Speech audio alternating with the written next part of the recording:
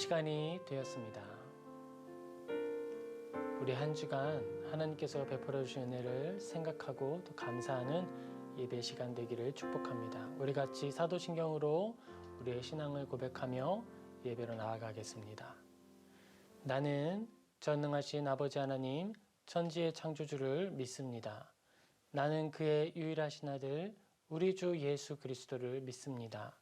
그는 성령으로 잉태되어 동정녀 마리아에게서 나시고 본디오 빌라도에게 고난을 받아 십자가에 못 박혀 죽으시고 장사된 지 사흘 만에 죽은 자 가운데서 다시 살아나셨으며 하늘에 오르셔 전능하신 하나님 우편에 앉아 계시다가 거기로부터 살아있는 자와 죽은 자를 심판하러 오십니다. 나는 성령을 믿으며 거룩한 공교회와 성도의 교제와 죄를 용서받는 것과 몸의 부활과 영생을 믿습니다. 아멘. 우리 같이 찬송하겠습니다. 거룩하신 하나님 주께 감사드리세.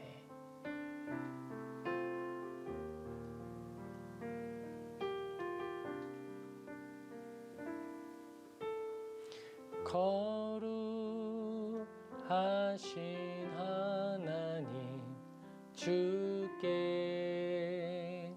감사드리세. 날 위해 이 땅에 오신 독생자 예수 나의 맘과 뜻 다해 주를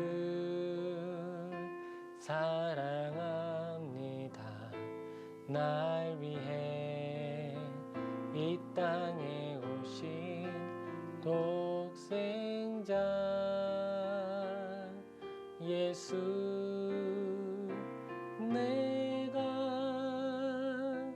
약할 때 강함 주고 가난할 때 우리를 부욕해 하신 나의 주 감사. 내가 약할 때 강함 주고 가난할 때 우리를 부욕해 하신 나의 주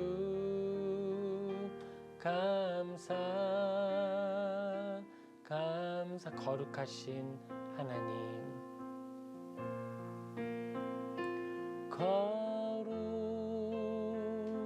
거룩하신 하나님 주께 감사드리세. 날 위해 이 땅에 오신 독생자 예수 나의 맘과 뜻 다해 주를 사랑합니다. 날 위해 이 땅에 오신 독생자 예수 내가 약할 때 강함 주고 가난할 때 우리를 부욕해 하신 나의 주 감사. 내가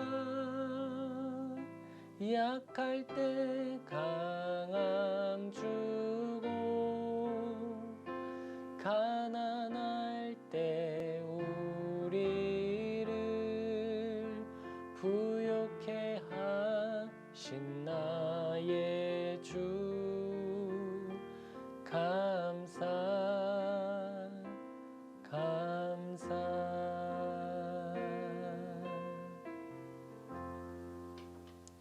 우리 이어서 주 은혜임을 찬양하겠습니다.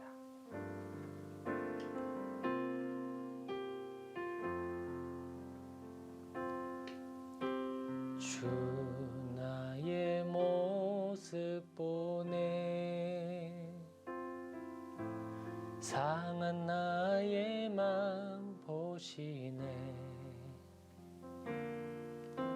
주 나의 눈물 안에 홀로 울던 맘 아시네. 주 사랑 내게 있네. 주 사랑 내게 있네.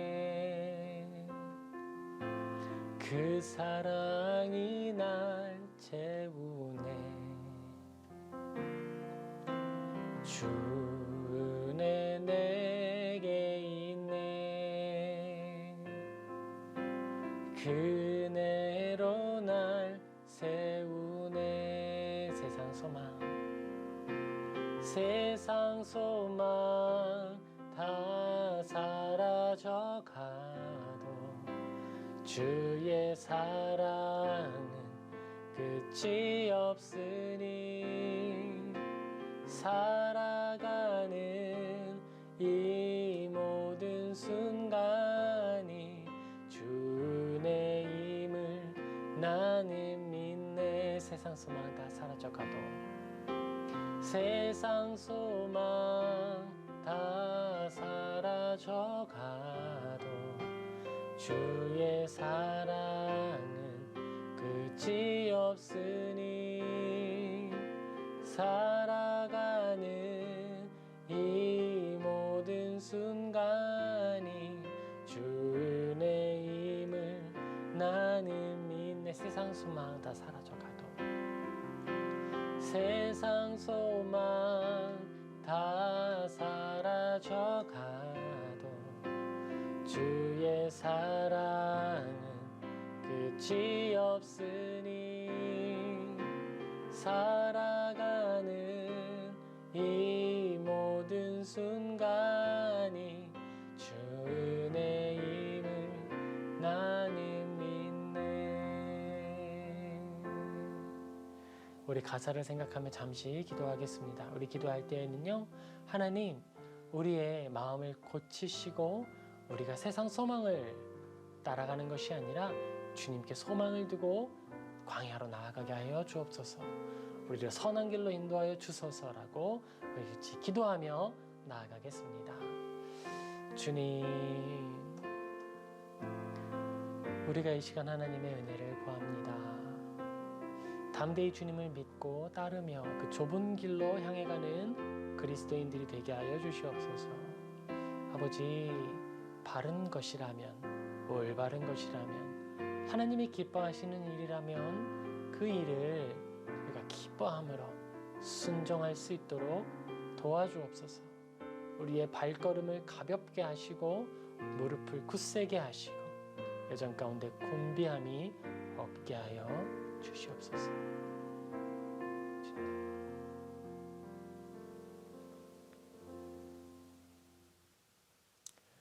사랑과 은혜가 충만하신 아버지 하나님, 하나님께 감사를 드립니다.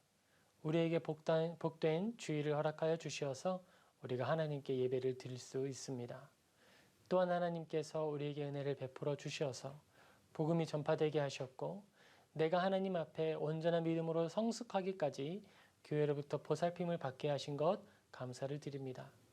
이제 우리가 장성하여서 하나님께서 세우시는 교회의 중역이 되고 교회를 세우는 이들이 되어 이 땅 가운데 살아가고 있습니다. 아버지 하나님, 우리가 누릴 것을 헤아리는 것이 아니라 이제는 감당해야 할 일들을 고민하는 성숙한, 장성한 주님의 군병들이 되게 하여 주시옵소서. 하나님 나라를 세우고 확장하는 일에 우리의 삶이 사용될 수 있도록 도와주시옵소서. 코로나19의 상황 가운데 아버지께 도움을 구합니다. 아버지 하나님, 우리 모든 나라가 함께 힘을 모아 이 어려움을 극복하게 하여 주시옵소서. 개인의 욕심들이나 탐욕들이 많은 이들의 수고와 노력을 없애는 것이나 무력하게 하지 않도록 주님 보호하여 주시옵소서. 또한 보이는 자리와 보이지 않는 자리에서 수고하는 많은 분들 위해 능력으로 함께하여 주시고 모든 일들 가운데 성공적인 방역이 이루어지게 하여 주시어서 하나님의 나라가 확산되고 또 전파되고 모여 함께 예배하는 일이 지장을 겪지 않을 수 있도록 도와 주시옵소서. 아버지 하나님, 우리가 그날을 기대하고 또 기다리며 예배하는 모든 상황 속에 임재하여 주시어서 기도할 때에는 하나님과 만나며 친밀히 교제하도록 하시고 예배를 통하여는 경건한 지식과 믿음의 내용을 살펴 나의 죄를 회개하고 변화된 삶을 살아가는 일에 열심을 낼 수 있도록 도와주시옵소서. 설교하는 이와 듣는 이 모두의 마음 가운데 역사하여 주시옵시고 하나님을 사랑하는 마음을 늘 성장하게 하시며 하나님의 다음 세대를 준비하사 믿음이 다음 세대에 충만히 흘러갈 수 있도록 진리가 이 땅 가운데 올바로 세워질 수 있도록 도와주시옵소서. 예배의 시종을 주님께 의탁합니다. 아버지께서 주장하여 주옵시고 붙들어 주시옵소서. 세워져가는 과정 가운데 있는 길 위의 교회 주님 붙들어 주시옵시고 굳세게 하여 주시옵시고 하나님의 나라를 위하여 그리고 복음 전파를 위하여 교회의 사명을 다할 수 있도록 도와주시옵소서. 아버지께서 이 땅 가운데 맡기신 사명을 발견하고 섬겨내어서 빛과 소금의 사명을 감당하게 하여 주시옵소서. 협력하는 선교사님들과 또 다른 교회들이 있습니다. 아버지, 그 모든 교회들과 선교사님들을 기억하여 주시고 모든 자리에서 은혜를 누리며 긍휼함 안에서 평안함으로 예배하고 기쁘게 교제하고 복음 전하는 능력 있는 사역 이루어지게 하여 주옵소서. 주님께 감사드리며 예수님의 이름으로 기도합니다. 아멘.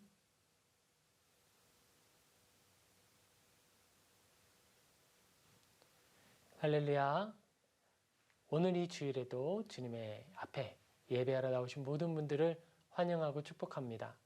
하나님께서 우리 예배를 받으시고 우리와 동행하시며 우리와 함께 하신다는 사실을 믿고 또 그 안에 평안과 기쁨 누리는 저와 여러분 되기를 축복합니다. 우리 오늘 같이 살펴볼 성경 본문 말씀은요. 신명기 15장입니다.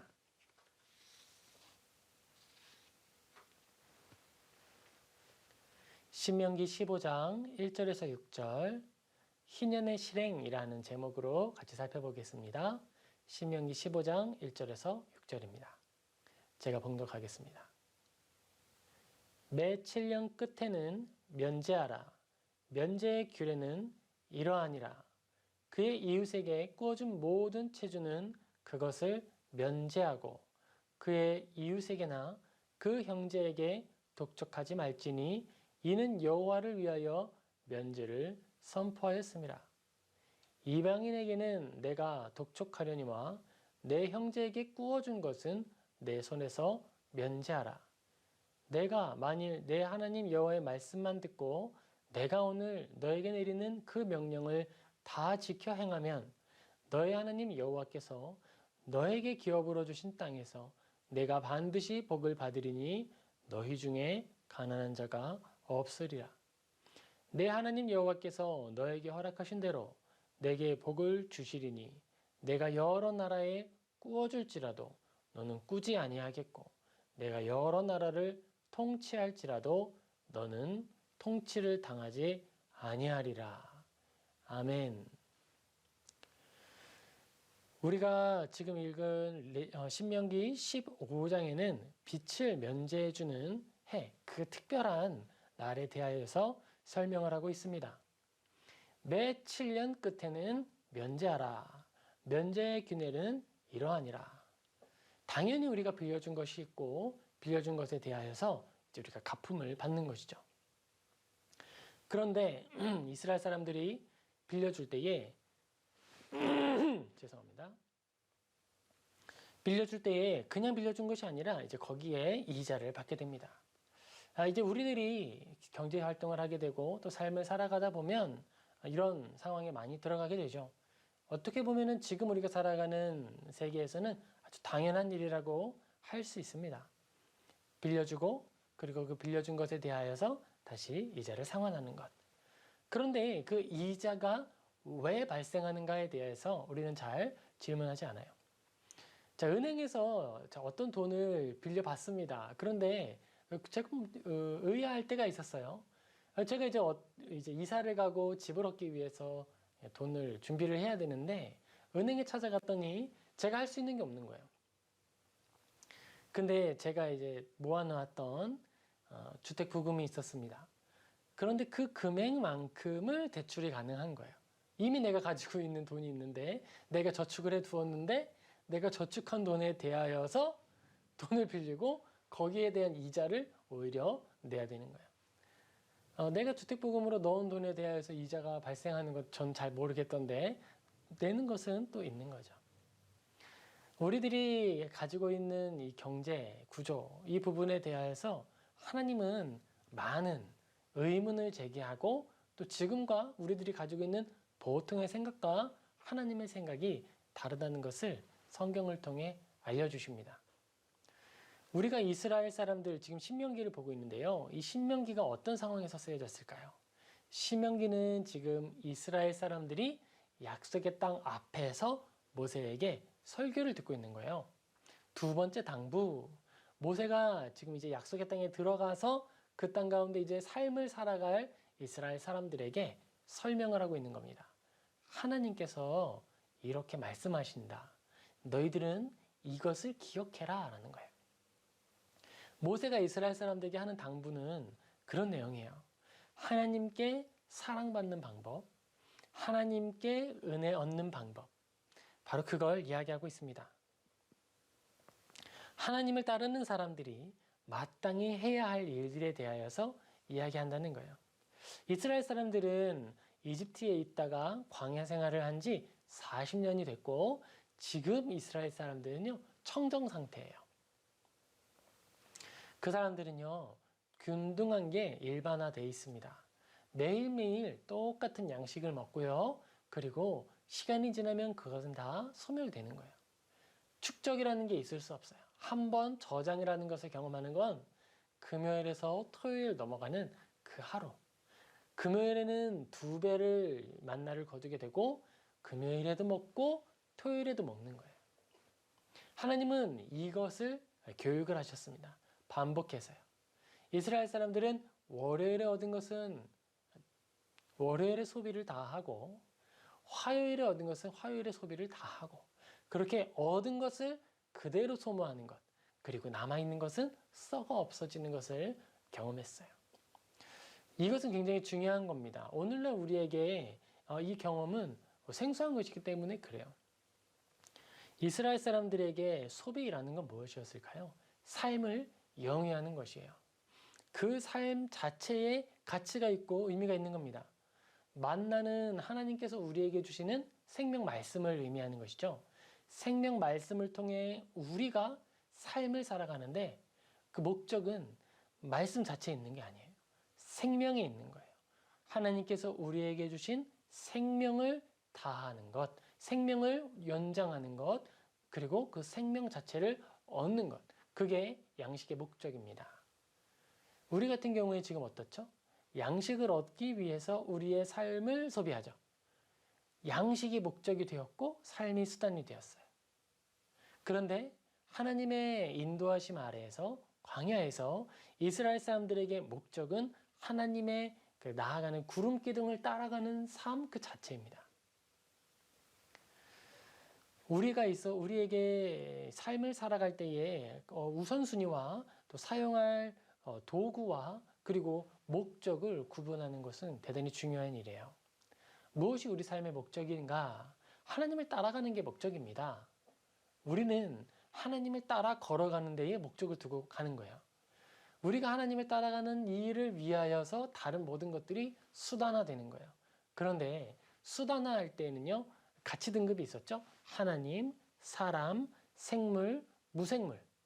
그래서 하나님, 사람, 생물, 무생물 이런 등급 가운데에 위로 있는 것은 경배하는 것이고 예배하는 것이고 향유하는 것이고요. 아래에 있는 것들을 사용하여서 하나님을 따라가야 하는 거예요. 아래에 있는 걸 사용한다고 말씀드렸습니다. 하나님을 따라가는데 하나님을 사용한다? 이상하죠? 하나님을 따라가는데 사람을 이용한다? 안 되겠죠?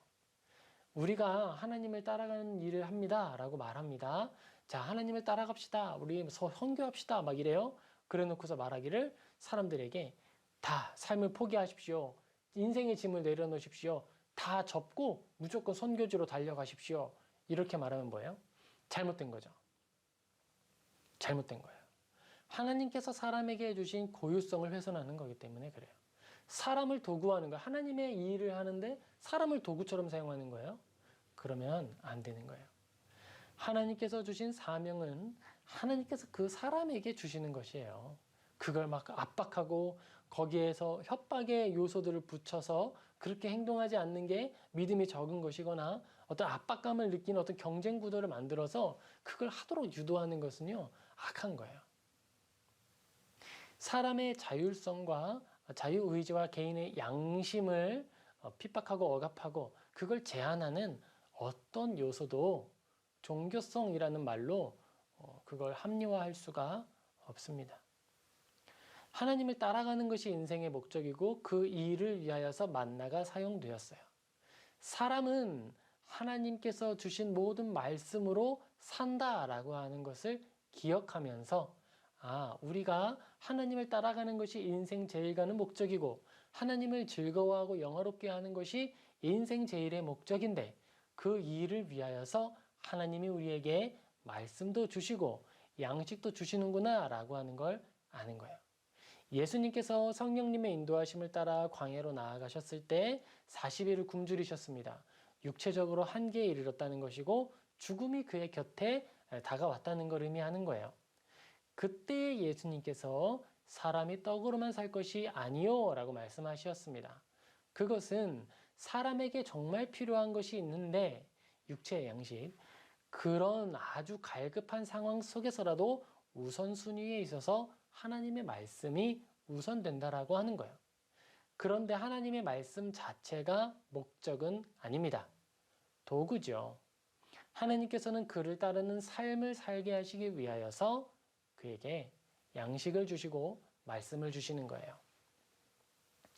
우리가 어떤 말씀을 듣는 것 자체 여기에 또 목적을 두어버리면 그냥 앉아서 설교만 들으려고 하게 되는 거예요.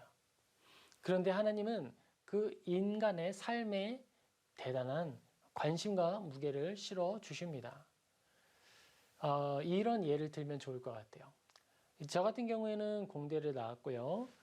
여러 가지 상황 속에서 돈에 집착하게 되는 그런 관점을 가지게 됐어요.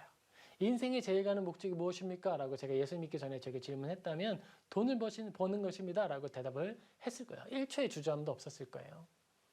사람의 제일 가는 목적은 돈을 버는 것이고 인생의 제일 가는 목적은 삶을 조금 투자해서 많은 소득을 거두는 것입니다. 최소 투자와 최대 이익, 그것이 바로 인생의 목적입니다. 이렇게 말을 했을 거예요. 그런데 하나님은 그것에 대해서 질문을 던지시는 거예요. 돈이 제일 가는 목적이니? 자, 공대적 계산을 해보면 이런 겁니다. 최소 투자와 최대 이익. 자, 우리의 삶을 계산해 봅시다. 여러분, 인적 자원이라는 말이 있습니다. 들어보셨어요? 사람을 수치화하는 거예요. 사람의 능력이나 어떤 창의력이나 여러 가지 능력들을 수치화합니다. 그 수치는요, 돈을 말하는 거예요. 돈을 어느 정도로 만들어낼 수 있는지 그 수익성, 어떤 그 돈을 만들어내는 능력을 말하는 거예요. 자, 박형규라고 하는 사람이 한 사람이 나를 이제 평가를 하는 겁니다. 나는 얼마짜리 사람인가? 나는 인생을 살면서 어떻게 살게 될까? 자, 공무원이 되었습니다. 공무원이 되어서 초봉이 120이에요. 매년 연봉이 오르겠죠. 오르는데 많이 올라서 15% 정도씩 매번 오른다고 생각을 합시다. 그렇게 매년 15%씩 인상되고 초봉은 150만 원이었어요. 그렇게 되고 40년을 내가 근무했다라고 할 때의 총 수익은 얼마죠? 그리고 그 총 수익에 내가 이제 죽을 때까지 연금으로 나오는 돈이 있을 거 아니에요? 그럼 연금으로 나오는 돈까지 계산을 합시다. 내가 사는 날이 120년이라고 해봅시다. 그러면 어떻게 돼요? 한 사람이 삶을 살고 죽을 때까지 벌어들일 수 있는 수익이 수치화되겠죠. 자, 그러면 이제 여기서 질문을 던지는 거예요. 인생의 가장 큰 유익이, 가장 큰 목적이 돈을 버는 것이라고 했다면 한 사람이 벌 수 있는 돈의 최대 가치를 정해놓고 그 최대 가치의 2배를 주겠다.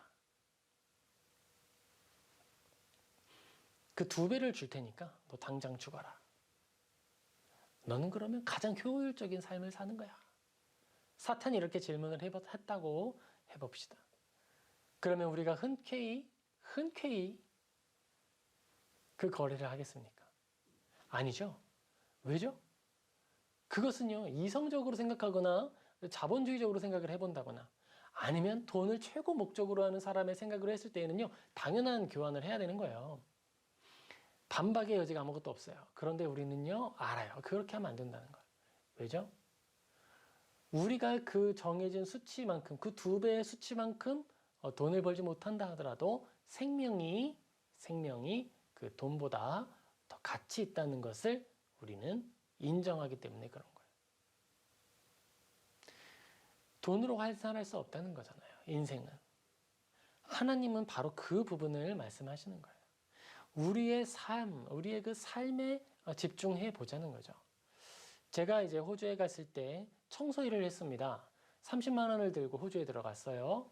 이제 그리고서 저의 목적은 뭐였냐면 돈을 버는 게 목적이었으니까 거기서 이제 이 땅 가운데 어떻게 하면은 잘 살 수 있을까 이걸 고민하는 거였어요. 한국에 있을 때는 이제 안테나 연구소에서 일을 했었습니다. 인턴 일을 했어요. 그리고 거기에서 이제 졸업을 하면은 거기에 취직을 하고 계속 근무를 하면 좋겠다는 꿈도 꿨습니다.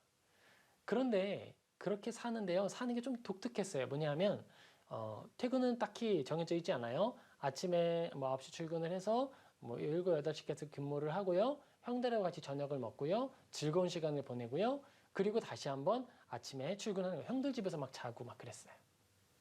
늦게까지 회사에 있다가 회사에서 놀다가 자고 또 일어나서 일하고 뭐 그런 느낌이었어요. 이제 그때에 이러는 거예요. 누구의 행복을 위하여서 그 삶을 사는가? 라는 질문이 드는 거예요. 과연 이 삶은 행복한가?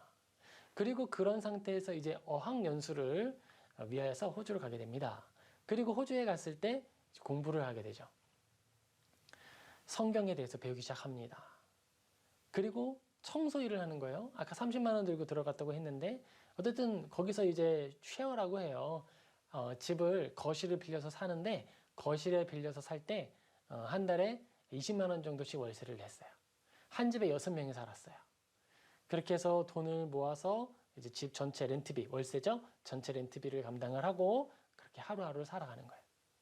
청소 일을 하면은 일주일에 한 40만 원 정도씩 벌었습니다.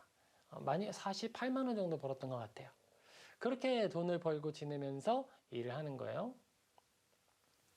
그때에 어떤 사람을 만나게 되냐? 세인트 켈다의 한 집을 청소하러 갔는데 집에 갔더니 주인이 없는 거예요. 아무도 없는 집에 청소를 하고 있었습니다. 그래서 질문을 했어요. 사장님, 여기 주인님, 여기 집 주인은 어디로 간 거예요? 그랬더니, 내가 이 사람 이거 이야기해 줄 게 많은데 아주 재밌는 사람이라고. 그 사람은 10년째 되는 직장에서 근무를 하고 있었대요. 직장 생활을 10년 정도 한 거예요. 그러더니 보스에게 찾아갔대요. 찾아가서 이렇게 말했답니다. 보스, 나 이제 일 그만둬야 돼. 사장이 놀랐대요. 왜? 너 일 잘하고 있었잖아. 뭐가 문제야? 연봉이 문제야? 뭐 어려움이 뭔데? 그렇죠. 그 사람이 말합니다. 내가 일을 하기 시작한 건 우리 온 가족이 전 세계 일주를 하기 위해서 일을 시작한 거야. 그런데 그 돈을 다 모았어. 그래서 이제 세계 일주를 해야 되니까 나 이제 일 그만둬야 돼. 여기까지도 놀라운 일이죠.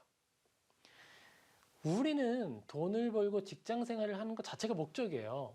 우리가 열심히 공부를 하고 좋은 대학에 취직을 하고 또 좋은 어떤 무슨 돈을 만들어내는 일들을 하려고 하는 이유가 뭐예요?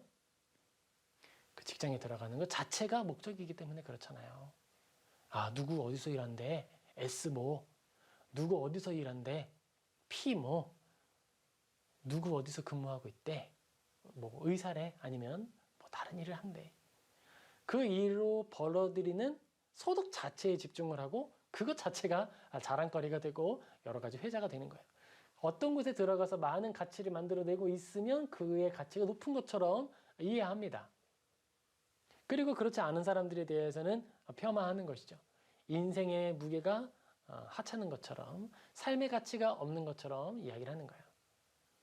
그런데 그런 배경을 살아가는 한국인으로서 호주의 그런 사람들을 발견했을 때 깜짝 놀라는 거예요. 이것이야말로 돈을 수단화한 삶이구나라고 하는 걸 딱 하는 거예요. 인식의 변화가 생겼습니다. 근데 이제 보스와 그 고용인 그 사람의 대화가 이제 계속 이어지는 거예요.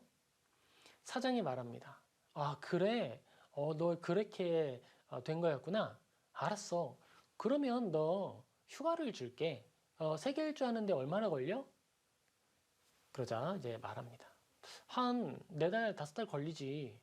그 사장이 말하는 거예요. 그러면 그때 다시 와. 다시 같이 일하자. 여러분, 이 이야기를 통해서 여러분 무엇을 느끼세요? 이게 그냥 동화책 속에 나오는 이야기가 아니라 지금 이 시간 같은 호흡을 하며 살고 있는 사람의 삶의 내용이고 삶 속에 나타난 실제 상황이에요.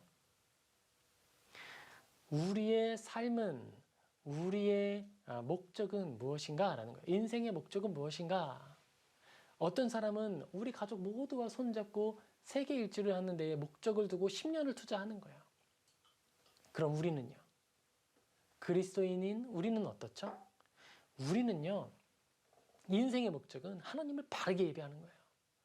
하나님을 바르게 예배하는 것이 선행의 시작이에요.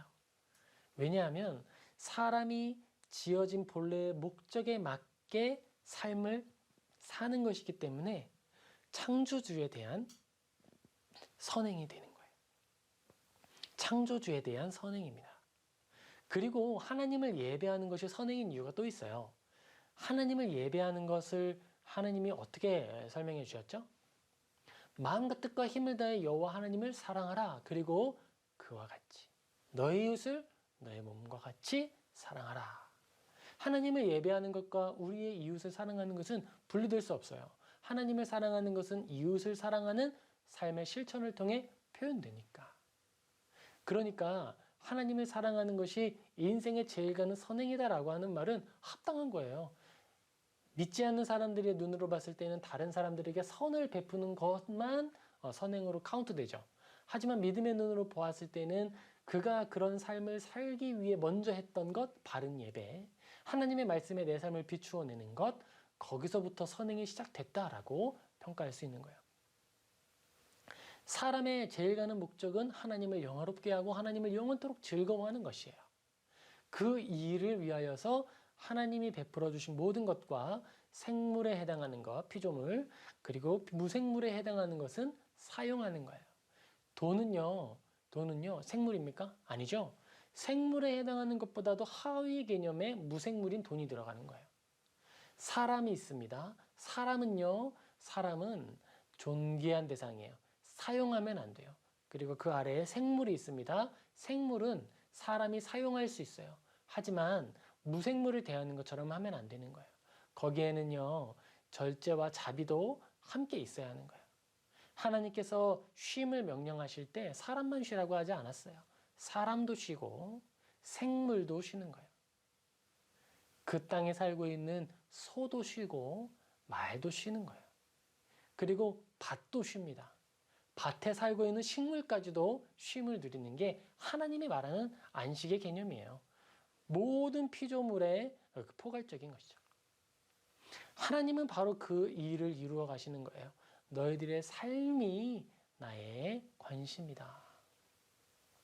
이스라엘 사람들은 생각했습니다. 우리의 목적은 가나안 땅에 가는 거야. 그랬는데 가나안 땅에 갔더니 막 거대한 사람들이 있어. 네피림 같은 사람들이 있어. 거인의 자손들이 있어. 아낙의 자손들이 있어. 어떻게 할 거야? 못 들어가. 막 이러면서 불평하죠. 그런데 아니었어요. 하나님의 목적은 이스라엘 사람들이 하나님을 사랑하는 것이고 이스라엘 사람들이 하나님을 사랑함으로써 그들의 삶 가운데에 하나님의 법이 이루어지는 것을 원하셨어요. 바로 그 일을 위하여서 주어지는 법이 바로 면제의 법이었습니다. 이 면제의 법은 무엇이냐면요.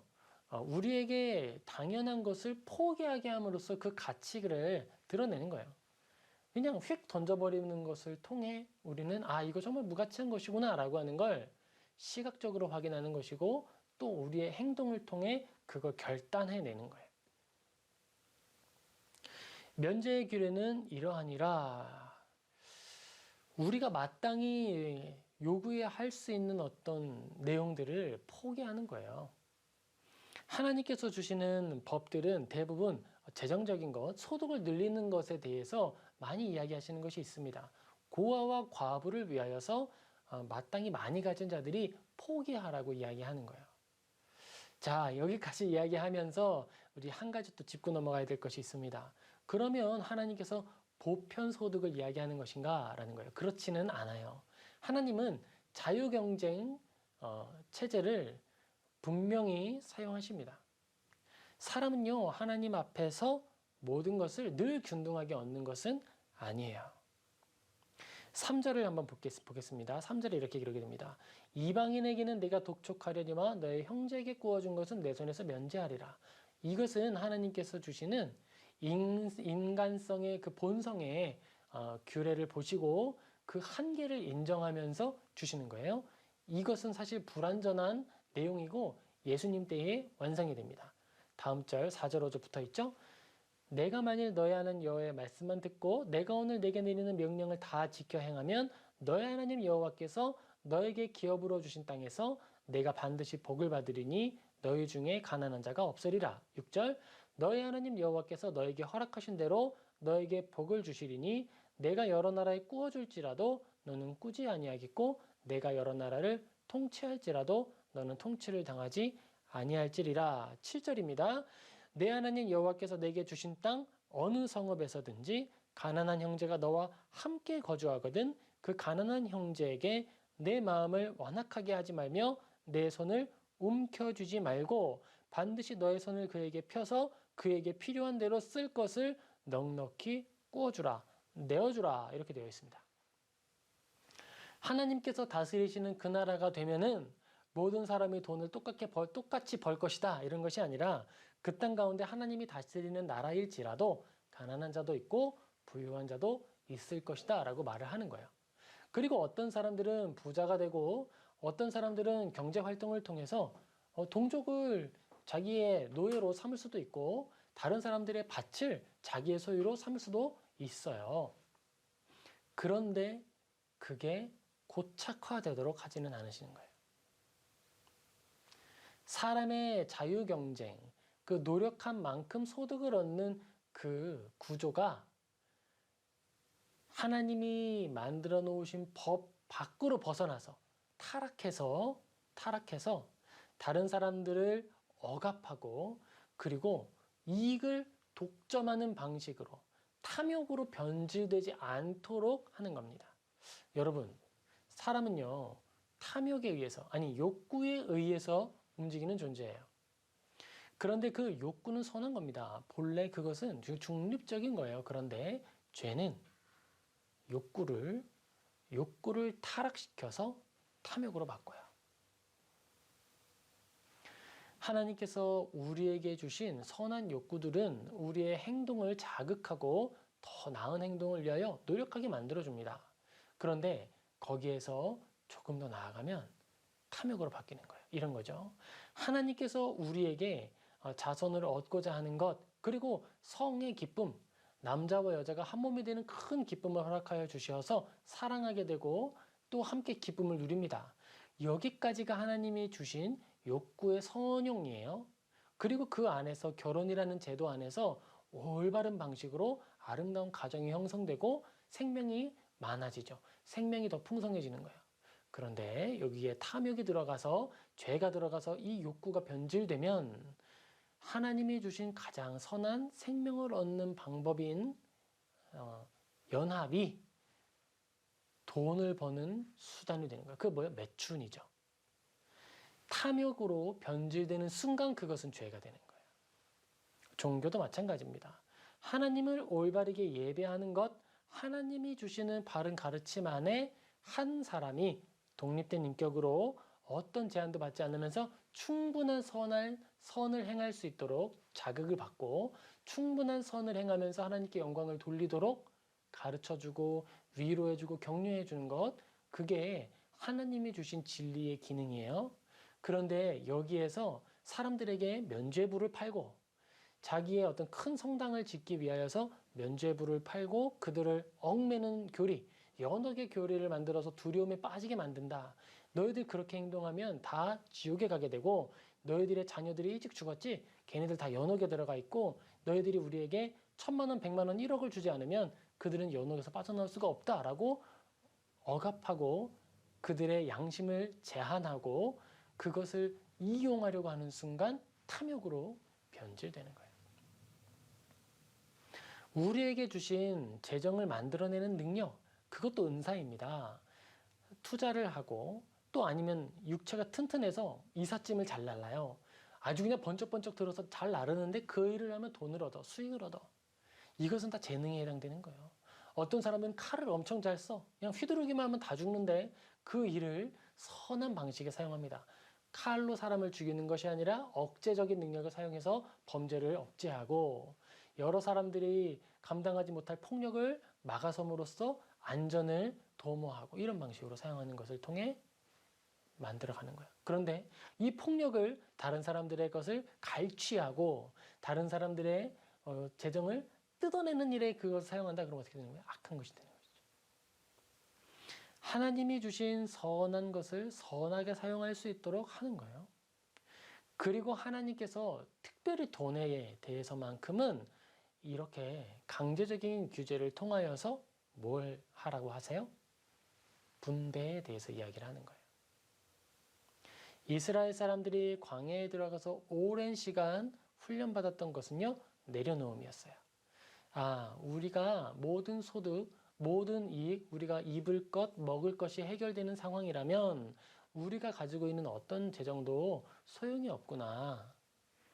우리가 가지고 있는 이 모든 것들은 하나님을 따라가는 일을 위하여서 하나님이 기뻐하시는 일을 수행하는 데에 도구로 사용되는 것이구나 라는 거예요. 이 부분을 놓치고 이스라엘 사람들이 돈에 취하게 될까봐 이스라엘 사람들을 향하여서 모세는 두 번째 당부, 그 신명기에서 여러 차례에 걸쳐 이 이야기를 합니다. 너희들은 신명기 14장에도 또 이런 말이 나와요. 신명기 14장 29절 너희 중에 분깃이나 기업이 없는 레위인과 너의 성중에 거류하는 객과 고아와 과부들이 와서 먹고 배부르게 하라. 그리하면 너희 하나님 여호와께서 너의 손으로 하는 범사에 내게 복을 주시리라. 그런데 여기서 우리가 또 자본주의적인 생각을 가지고 복을 주신다는데 이 복 자체가 또 돈이겠지 이렇게 생각하면 좀 곤란해요.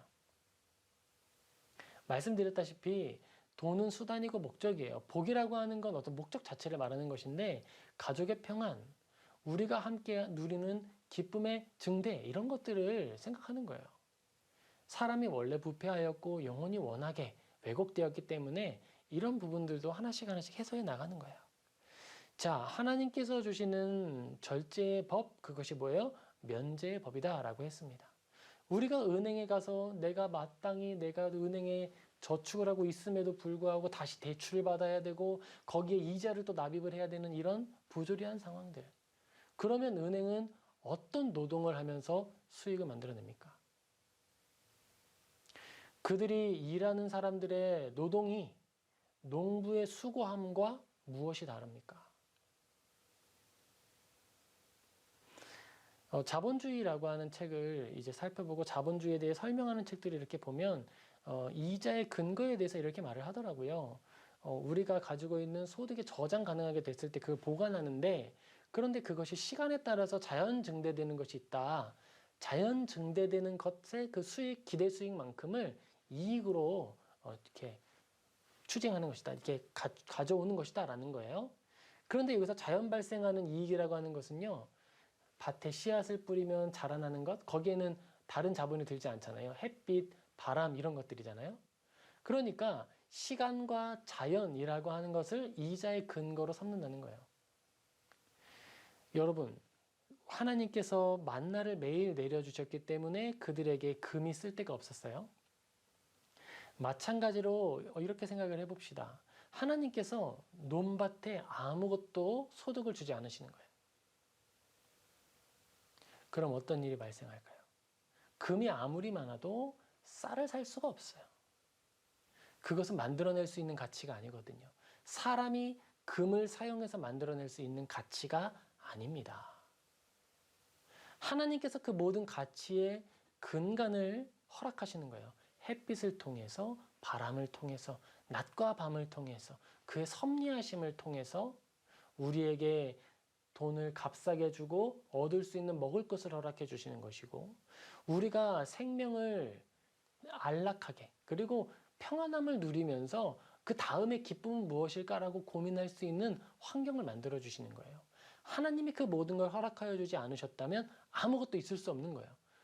그렇기 때문에 그 모든 것의 주인인 하나님께서 정당한 몫을 요구하시는 거예요. 매 7년 끝에는 면제하라. 당연한 듯이 다른 이들의 것을 갈취하지 말라는 거예요. 고리대금업이 있습니다. 일정 수준 이상의 이익을 폭리를 취하면서 다른 사람들의 것을 빼앗는 거예요. 그것은요 결코 정당화될 수 없는 죄예요. 그리고 우리 마음 가운데 노동하지 않고 이익을 얻으려고 하는 마음, 그것도 또한 죄입니다. 그런데 여기에서 또 하나 생각해 볼 것이 있습니다. 좀 전에 읽었죠? 신명기 14장 29절.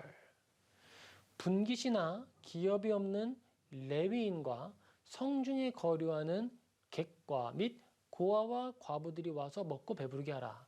예외가 있어요. 예외가 있습니다. 하나님이 다스리는 그 나라에도 어떤 사람들이 있어요? 부유한 자가 있고 가난한 자가 있습니다. 하나님이 정하신 원리예요.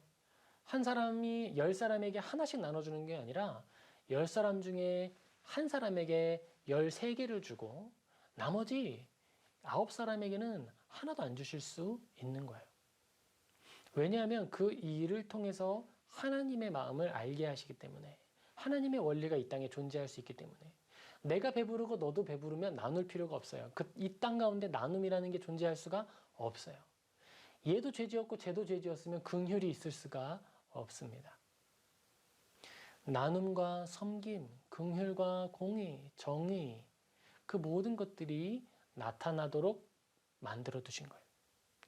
그렇기 때문에 하나님께서 그 성읍 중에 분깃이 없는 자를 의도적으로 만드셨습니다. 레위인. 여기에서 우리가 생각을 해봐야 하는 거예요. 자, 돈을 만들어내는 것도 재능이고 은사라고 했습니다. 그러면 돈을 만들어내는 재능과 은사에는 어떤 것들이 있는가? 자, 나는 손이 빨라서 인형의 눈을 1시간에 1,500개씩 막 달 수 있어요. 하나당 얼마라고 계산했을 때 소득이 나오겠죠. 근데 어떤 사람은 손이 느려요. 그런데 그 사람은 올바른 계산을 할 줄 알아요.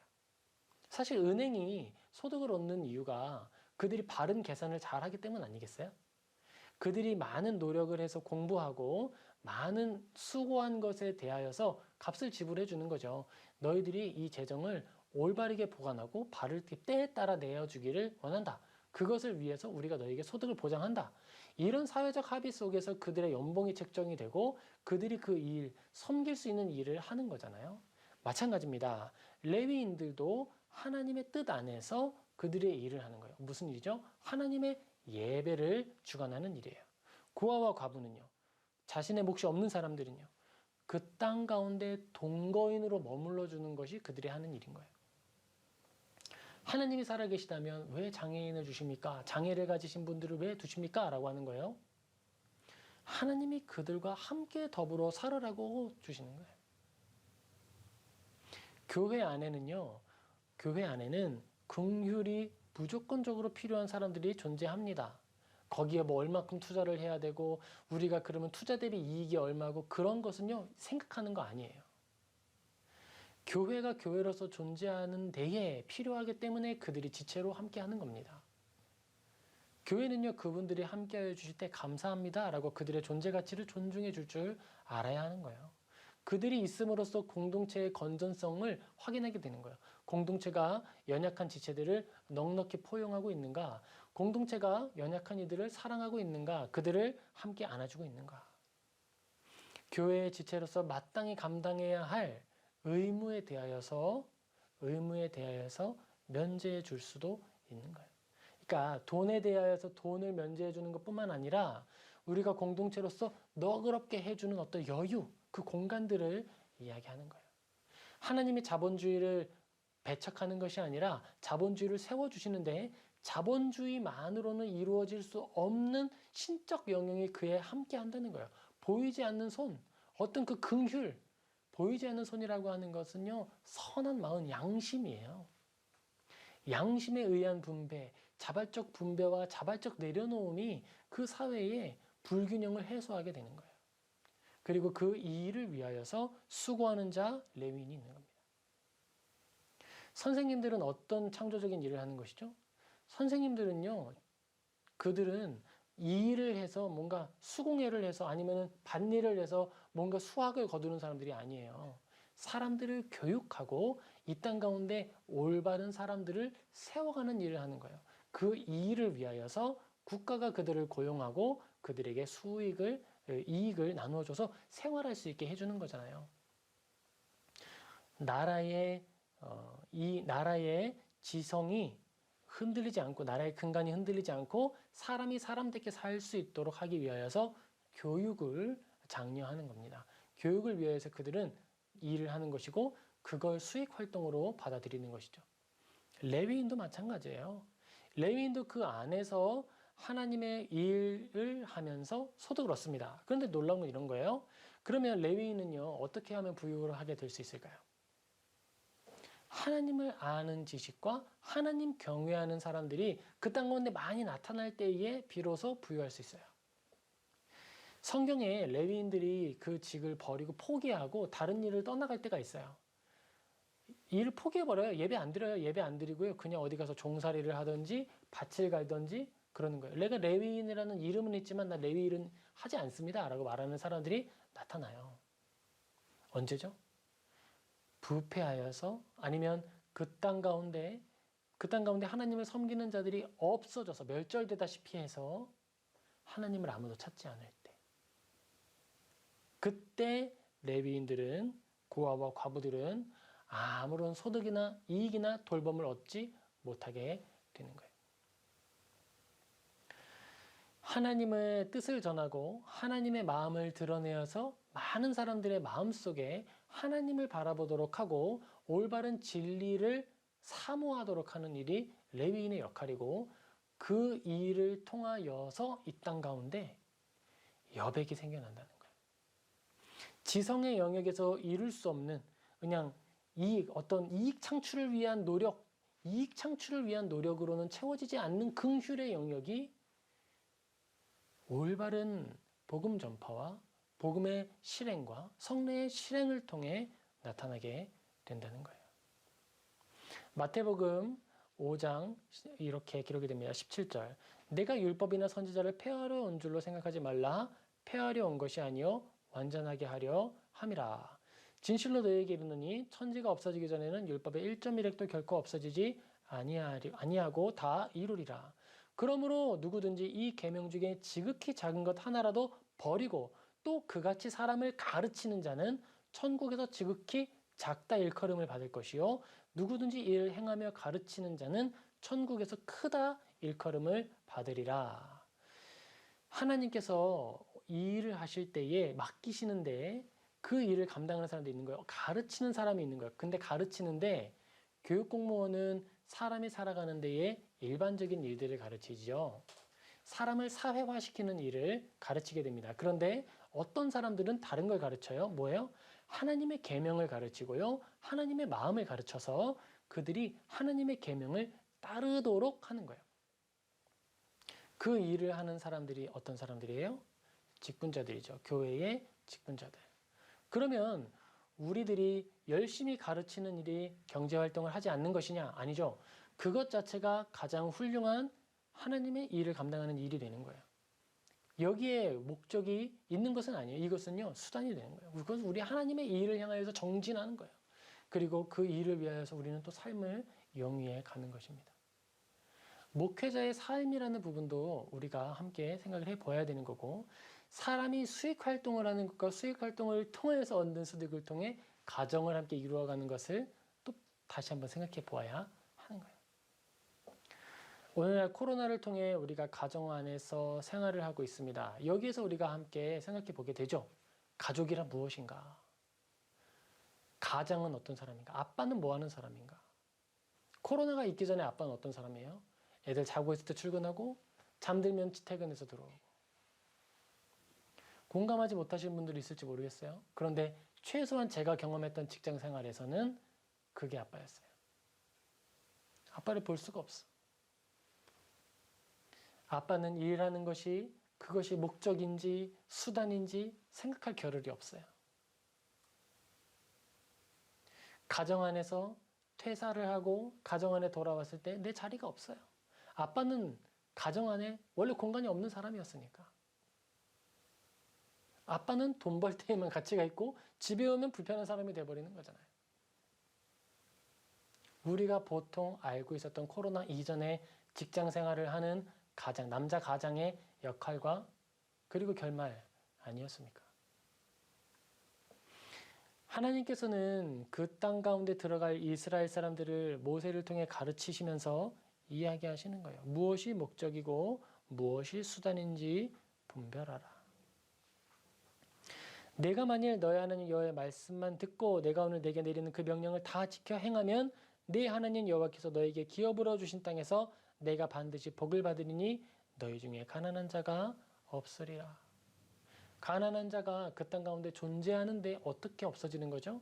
하나님의 법을 지키면은 하나님의 법을 지키는 것을 통하여서 나에게 마땅한 수익에 대하여서 탐욕적으로 취하는 것이 아니라 적절히 사용하는 자의 자세에 머무를 때. 그리고 디모데전서 6장을 마지막으로 한 번 더 인용하겠습니다. 디모데전서 6장 6절에서 10절입니다. 그러나 자족하는 마음이 있으면 경건은 큰 이익이 되느니라. 우리가 이 세상에 아무것도 가지고 온 것이 없음에 또한 아무것도 가지고 가지 못하리니 우리가 먹을 것과 입을 것이 있은즉 족한 줄로 알 것이니라. 9절 부하려 하는 자들, 부자가 되려고 하는 사람들은 시험과 올무와 여러 가지 어리석고 해로운 욕심에 떨어지니 곧 사람으로 파멸과 멸망에 빠지게 하는 것이라. 10절 돈을 사랑함이 일만하게 뿌리가 되나니 이것을 탐내는 자들은 미혹을 받아 믿음에서 떠나 많은 근심으로써 자기를 찔렀도다. 하나님이 가나안 땅에 들어가는 사람들에게 염려하는 것은 바로 이것이에요. 돈을 사랑함이 일만하게 뿌리가 되나니 이것을 탐내는 자들은 미혹을 받아 믿음에서 떠나 많은 근심으로써 자기를 찔렀도다. 자기가 자기를 찌르는 거예요. 자기 착취가 벌어지는 거예요. 자기를 고통스럽게 하는데 고통인 줄도 모릅니다. 자랑하지 않으면 자존감이 없어지고요. 남보다 내가 더 높다라고 하는 사실을 드러내지 않으면 뭔가 부족해서 살 수 없는 그런 비참한 형편에 처하게 되는 거예요. 고아와 과부, 그 땅 가운데 함께하는 이들과 동행하며 얻는 기쁨을 알지 못하는 거예요. 하나님을 경외하고 예배함으로써 누리는 만족과 기쁨과 감사를 알지 못하게 되는 거예요. 하나님은 이스라엘 사람들이 가나안 땅에 들어가서 부유하게 되었을 때 하나님을 잊어버리는 자가 되기를 원하지 않으셨습니다. 하나님을 사랑하는 자가 되고 하나님을 기뻐하는 자가 되기를 원하셨어요. 우리 모두가 이것을 기억해야겠습니다. 하나님은 우리에게 이야기하십니다. 부한자들아, 너희에게 이 말 고생으로 말미암아 울고 통곡하라. 너희의 재물은 썩었고 너희 옷은 좀 먹었으며 너희의 금과 은은 녹이 슬었으니 이 녹이 너희에게 증거가 되며 불같이 너희 살을 먹으리라. 너희가 말세의 재물을 쌓았도다. 보라, 너희 밭에서 추수한 품꾼에게 주지 아니한 삭시 소리 지르며 그 추수한 자의 우는 소리가 만군의 주의 귀에 들렸느니라. 너희가 땅에서 사치하고 방종하며 사륙의 날에 너의 마음을 살찌게 하였도다. 너희는 의인을 정죄하고 죽였으나 그는 너희에게 대항하지 아니하였느니라.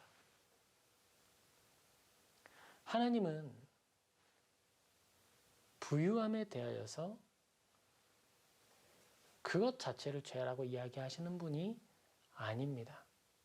하지만 재정에 대하여서 그걸 목적화하고 하나님이 주신 정당한 도구를 악한 방향으로 탐욕적으로 죄와 버무려져서 악하게 사용하는 것에 대하여서는 징계하시고 심판하신다는 사실을 기억하면 좋겠습니다. 그래서 우리 모두는 하나님께서 주시는 면제의 법, 물질로부터 자유로워지는 그 해방의 법을 기억하고 실천하여서 도구를 도구로 선하게 사용하는 저와 여러분 되기를 주님의 이름으로 축복합니다. 아멘. 같이 기도하겠습니다. 사랑과 은혜가 충만하신 아버지 하나님 감사합니다. 우리가 하나님께서 주신 말씀을 통해 우리의 삶을 돌아봅니다. 하나님께서 우리에게 주신 재정, 그 재정을 도구로 바르게 사용할 수 있도록 도와 주시옵소서. 세상의 많은 것들이 우리의 눈을 흐리게 만듭니다. 돈을 많이 벌어야만 한다. 돈을 많이 버는 것이 가장 선한 길이다. 그리고 노동은 적게 하고 소득은 많이 얻기 위하여서 공부해야 한다. 이렇게 가르칩니다. 하지만 하나님, 그것은 진리가 아니며 하나님이 기뻐하시는 것이 아님을 우리가 확인합니다. 아버지, 우리가 하나님의 뜻을 이루기 위하여서 그리고 나에게 주신 재능을 선하게 사용하기 위하여서 미래를 설계하게 하시고 재능을 활용하게 하시고 소득을 얻게 하여 주시옵소서. 또한 그 일을 수행하고 얻는 소득에 대하여서는 바르게 사용하고 하나님을 기쁘시게 하는 일을 위하여 우리가 넉넉하게 베풀 줄 아는 믿음의 장군들이 되게 하여 주시옵소서. 아버지께서 이 땅을 정결하게 하시고 우리들의 마음 가운데 성결함과 거룩한 마음을 주시며 하나님의 그 거룩한 법을 따라 살기를 소망하는 마음도 내려 주시옵소서. 주님께 이 모든 것에 감사하며 예수님의 이름으로 기도합니다. 아멘. 우리 찬송가 213장 같이 찬양하면서 하나님께 봉헌하겠습니다. 찬송가 213장 3절, 4절, 5절입니다.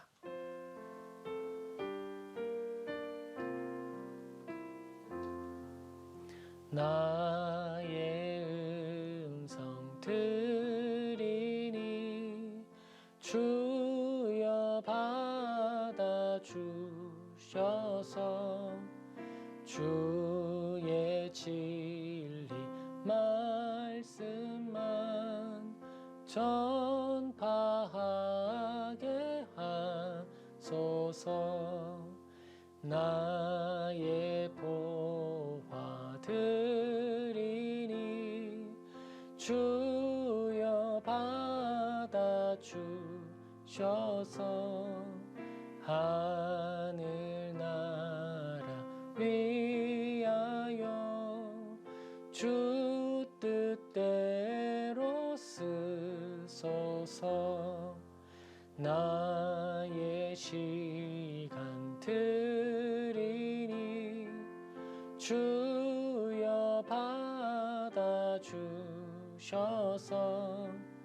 평생토록 주 위에 봉사하게 하소서. 아멘.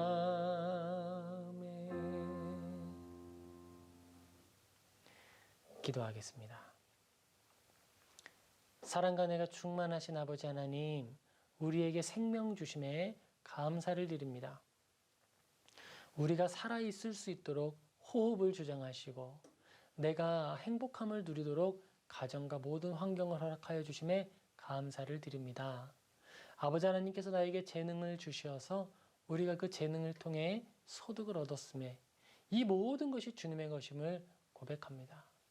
우리가 이 모든 것이 주님의 것이지만 일부를 떼어 하나님께 올려드리오니 주님 흠양하여 주시옵시고 선한 곳에 흘러갈 수 있도록 은혜를 베풀어 주시옵소서. 이 예물이 흘러가는 자리마다 하나님을 아는 지식이 더 왕성해지게 하시고 하나님을 사랑하는 마음이 커지게 하시고 믿지 않는 사람들에게 복음이 전파되는 일을 위하여 재정이 사용되게 도와 주시옵소서. 또한 우리가 재물을 하나님께 올려드림으로써 재물에 매이지 않게 하여 주옵시고 이 땅 가운데 마땅한 목적이 무엇인지 분별하게 하시며 온 가족과 나에게 함께하는 연약한 이들과 함께 행복을 누리는 아름다운 역사가 나타나게 하여 주시옵소서. 아버지 하나님, 이 재정을 위탁받는 길 위의 교회도 하나님이 선히 그 재정을 사용하는 은사를 허락하여 주시옵소서. 하나님의 복음을 위하여 사용하고 또 선교사님들을 섬기는 일에 사용하고 하나님의 교회를 세워가는 일에 바르게 사용할 수 있도록 도와 주시옵소서. 제물을 하나님께 올려드리지 못한 이들에게도 동일한 복을 내려주시고 하나님을 사랑하는 마음을 더하여 주시며 풍성한 재정을 허락하사 그들도 하나님께 온전한 예물을 드려 기쁨을 얻는 아름다운 역사 나타나게 하여 주시옵소서. 아버지께서 우리를 주장하여 주시고 우리의 마음 가운데 재정을 이기는 큰 믿음 허락하여 주시옵소서. 아버지 하나님, 또한 우리가 선한 일을 위하여 수고하는 이들을 위해 재정을 사용하게 하시고 이 땅 가운데 공의와 정의가 나타나는 일을 위하여 우리가 기꺼이 재정을 사용하고 우리의 능력을 충분히 사용할 수 있도록 도와 주시옵소서. 주님께 우리의 삶을 올려드리고 이 모든 예물에 감사하며 예수님의 이름으로 기도합니다. 아멘. 축도하겠습니다.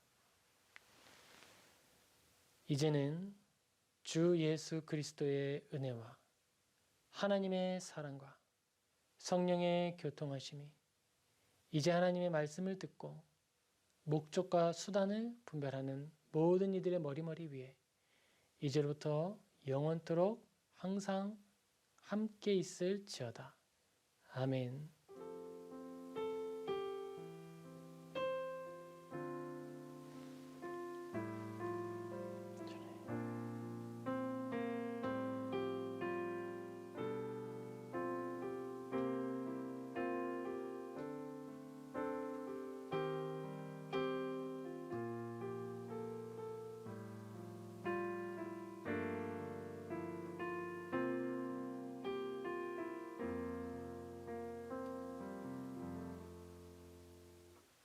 아멘. 이것으로 예배를 마치겠습니다. 길위의 교회는 주일 오전 11시에서 12시, 금요일 오후, 금요일 저녁 8시에서 9시 기도회를 드립니다. 함께 하시는 분들 모두 그때 오시면 함께 하실 수 있고요. 또 오늘 하루 남은 주일도 주님과 동행하는 기쁜 하루 보내시길 축복합니다. 감사합니다.